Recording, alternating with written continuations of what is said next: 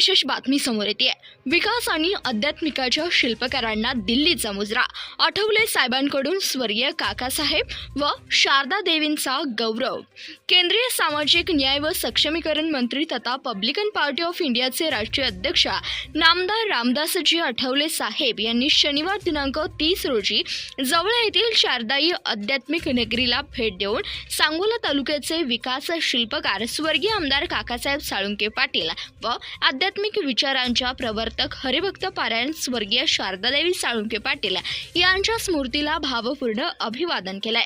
शनिवारी सांगोला दौऱ्यावर आलेल्या केंद्रीय मंत्री आठवले साहेब यांनी स्वर्गीय काकासाहेब व शारदादेवींच्या भव्य स्मारकाला भेट देऊन संपूर्ण स्मृती स्थळाची पाहणी केली।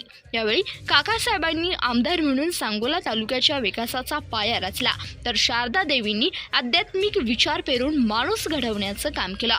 विकास आणि आध्यात्मिकाचा हा संगम सांगोल्याला दिशा देणारा ठरलाय, अशा शब्दात नामदार आठवले साहेब यांनी दोन्ही दिवंगत व्यक्तिमत्वाच्या कार्याचा गौरव केला।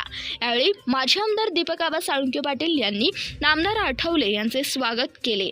आरपीआयचे प्रदेशाध्यक्ष राजाभाऊ सरवदे, तालुका अध्यक्ष खंडूतात्या सातपुते यांच्यासह पक्षाचे जिल्हा व तालुका पदाधिकारी कार्यकर्ते मोठ्या संख्येने उपस्थित होते। स्वर्गीय काकासाहेब साळुंखे पाटील यांच्या आठवणींना उजाळा देताना अनेक जुन्या कार्यकर्त्यांच्या डोळ्यात पाणी आले होते।